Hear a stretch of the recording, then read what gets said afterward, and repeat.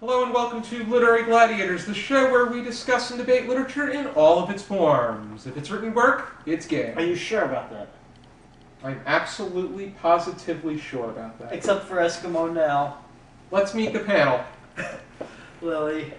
I'm Ari. I'm Charlie. And I'm Josh. Nice to meet you. Nice to meet you as well. Nice to meet both of you. Likewise. Charlie, Lily, welcome back. Thank you very much. Ari, welcome to the show. Ari is one of the editors for this program. He does a great job. And he's the reason that the show keeps on rolling. Like a drum. Roll. That was pretty Welcome, Ari. Thank you, Joe. Welcome. What are we going over today, Laney? Today we will be discussing The Stranger by Albert Camus. Camus. See? I knew. See, I knew it. As I said it, I knew I Albert mispronounced. Camus is one of the existential geniuses. I like the name Albert. Yeah, his last name baffles me a bit. It's French. Of course He it is is. French. We have so much to go over. I was going to say, yet he's He's not Missoula. French. He's from Algiers. Okay, Yeah, I was he's close. Only And a lot of few his miles. work is set within that Yeah. area. Yeah. What is our first question? How do you feel Describe- Rousseau's describe. relationship with his mother can be best described? Dang it. I was filling the airtime. That is a very sketchy area. People have argued that he flat out did not like his mother, but I would argue the fact that he was just a very cold individual. He was I so also think he was- existential, it just sort of passed him by. He was like, she was here one day, she died, so it goes. The fact that he actually attended the funeral, it was, he could, whether he loved his mother or hated his mother, he attended, so he loved her to some extent. But on the other hand, when you surround him with characters that are overly dramatic and overly passionate and are overly emotional, then you're going to have a Mersal standing here, and it's just going to be him, okay, this happened, now that happened. I think he came to the funeral just to, like, prove to himself, see, it is all a big nothing. And with, There are- and with Marcel, like in the entire story, he doesn't. It's not just with his mother. It's with a lot of the characters in the story. He doesn't really have feeling. He doesn't really seem to care about a lot of things that are going on. You're referring to his girlfriend and how he did not want to make a commitment? Not just that, but like if you look at even the characters he's not friendly with or that he's meeting for the first time, he just seems to like say, "Oh, you know, like I don't feel like, you know," he just doesn't feel that connection that most people would usually have. And it's he gives very short answers. He's not elaborate in anything. He's just like, it could be like, how's the weather today? Fine. That's what would happen if you're a first-person point of view from a stranger. Yeah, exactly. You put those two pieces together and it's common sense, in a way? You were going to say something, Lily? Well, it's what's he a stranger to? That's the thing. Mm. What if he's a stranger to himself? Perhaps the fact that it's a first-person account from a stranger, he's probably a stranger to whomever is reading the work. Right. So we're seeing him as a stranger, but yet we're trying to assume these different things. We're trying to identify with someone who's completely close to us. Mm. That's what Camus is trying to stab at, too. And maybe it's possible that the characters in this story are exhibiting xenophobia. Mm. So that if he's supposed to be the stranger, that's the role he's playing, the role he plays in the story, then a lot of the characters might be xenophobic characters, fear of the stranger, and so they don't exactly know how to go on throughout the story. And they don't exactly know how he's going to react or like that. I think that's a good point. But Did you ever read Camus' essay Myth of Sisyphus? I've heard of it. I need to get to it. I heard of the Stone of Sisyphus. I had to do a story about Sisyphus, so I have a basic understanding of the myth. Okay, what's the Sisyphus legend? Isn't it basically that the guy like evades death or something, and like he like was able to stop death throughout the entire like world or something? His punishment is with the boulder. Yeah, he has to roll the stone up the And it hill. comes back down. Whenever it gets to the top, it falls, and he has to roll it up again. That's a stone. Yeah. Yeah. For some reason, anytime I think about being smothered by boulders and rocks, I think of the Crucible and Guy. More Yeah, weight. Giles Courtney. Yeah, more weight. Or me just sitting on you. That's enough to even confess. Ready. Our next question. All right. Do you believe that Mursal shot the Arab entirely in self-defense, or do you think there were other motives? I think The tricky question. in right the there. beginning, you could make the argument that he felt threatened. By the end of the chapter, he seemed very smug. Well, he himself says he doesn't even know why he killed him. Maybe it's just more proof. He's like, I'm gonna prove life is meaningless by asserting the ultimate agency over life by taking it from someone else. That definitely seems to fit what we just mentioned about Mersal. Case closed. Granted, at the beginning, the first threatening encounter is when his friend Raymond is, Yeah. has an encounter with him, and they get into a bit of a scuffle. The Arab comes off in a threatening manner. Raymond strikes, and then it turns into this physical. It goes downhill quick. But Yeah, The interesting thing is that there's two altercations, not just one. The first altercation had to do when Raymond and Mersal had first went up to the Arabs, and then the second time Mersal goes back. And that is when he shoots That's the when, brother Arab. because he sees that the Arab, first he sees him, sees him with some kind, speculating something, and then he sees a knife, or what he sees. Yeah, and then Yeah, he he's like, it's slashes something Raymond. shiny, yeah, and it's like, Mhm. he pulled the And knife that's when on he him. pulls out the gun, and then even when he knows he's gone, he still goes up to him. It's similar to knowing that if you're playing football and you know that the running back is down, you continue to stomp on him, Yeah. which would result in an ejection from the game. Yanamakin Sue. Well, yeah, that was a different story though. But yeah, like if you want to keep him down just to drain more clock or something, you know. Pretty, Never watched just Sherlock. he knows he's been able to defend his ground, and this is just him being smug, and as Lily points out, the fact that this is the meaning of life, the meaninglessness of life. Our next question. Do you feel that Camus intended to put overly dramatic characters into the piece, such as Perez, in order to create an effect on Mursal's personality? I think they're counters of Mersal. That's what I think. That's These exactly extra what it characters. is. You have Mersal, who he shows no emotion. He is what we are supposed to view as a stranger. Right. And Okay. they accuse him, when he's in court, the reason that they really try to go after him is because he showed little emotion toward the death of his own mother. But you have Perez, who was very much attached and took the news very hard.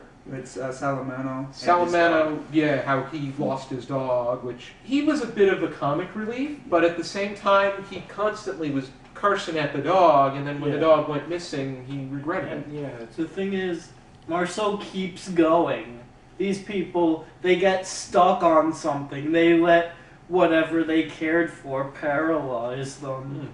Marceau just moves on. There's something to be said for that. And society doesn't like people that stray away from that kind of thinking. Yeah, it's almost like you just had a death and you go, like in your family, you didn't die. Someone in your family dies and you just go forward and do not give a care in the world about it. It's like, oh, okay. Like you said, somebody passes in the family. It's like, oh, Barbara died. Oh, okay. Oh, she's in a better place. Okay, what's for dinner? Yeah, and that's why it's very tricky. You need to stop and personally just need to stop and say, wow, crap.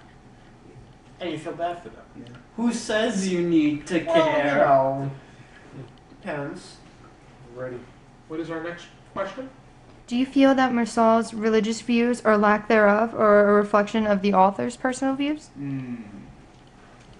I think a lot of that has to do Awesome. with what Camus was trying to get across with his belief in existentialism, the belief of none, the belief of not believing, which I think he was trying to create something like this.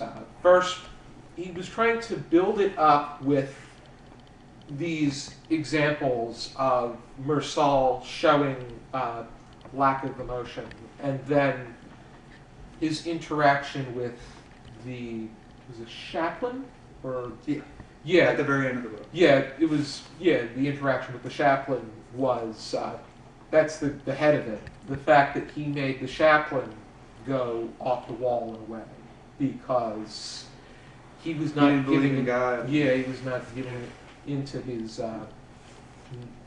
non-believing. And like with the fact that he doesn't believe in God, that should be a heads up saying, oh well, the author has to have put that in there for some reason. Yeah. Mm-hmm.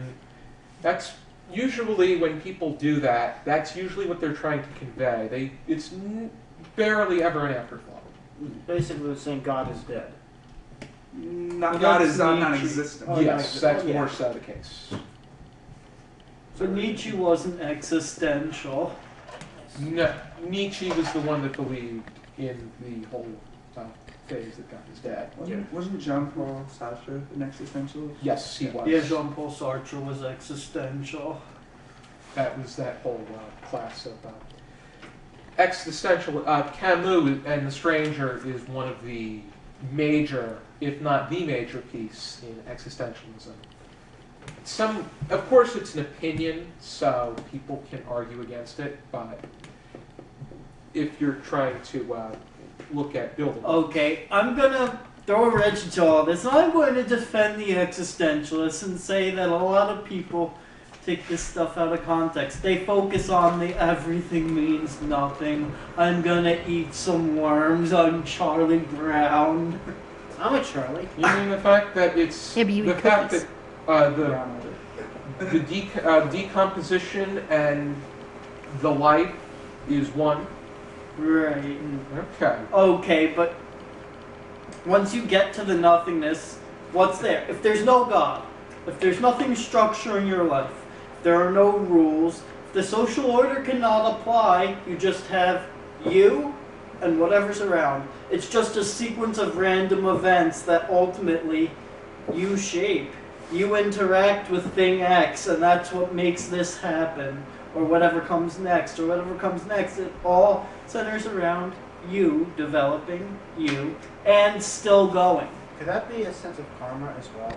If how you shape your life, you put good out, good comes back. You put bad out, bad If comes it's existential, they don't believe in any of that. back. Okay. Right. I just wanted to make sure that I'm not They losing wouldn't my mind. believe in karma or divine being. Well, it's a rudderless world, but you're at the helm. Mm-hmm. You're the captain That's of the your only- own ship. Only thing that they may believe, Universe if revolves around anything, is the fact that It does. if you do something, if you do good deeds, it's going to help your reputation. And that, but Well, that's not really what I was saying. It was more of it's a do your own thing. It's a, you shape your life. If there's no codes, if there's nothing outside you have to relate to, then you can structure what comes next for you. And if you keep going, knowing that because people stay alive for some social purpose, for another person, for a divine being. If there's none of that, if you're left purely to your own devices and you keep going through day after day after day of rudderless random events, there's something to be said for that. That takes a person that's willing to really handle a life that's basically a die roll every second. Okay. It is Pretty pathetic and pretty sad. fortunate, but a fine point. Anybody have any final thoughts about reading The Stranger, which happens to be a favorite work of mine? Yeah, me too. Remember, we did a bunch of existentialist books, like not even written by any existentialists, but ones that had themes.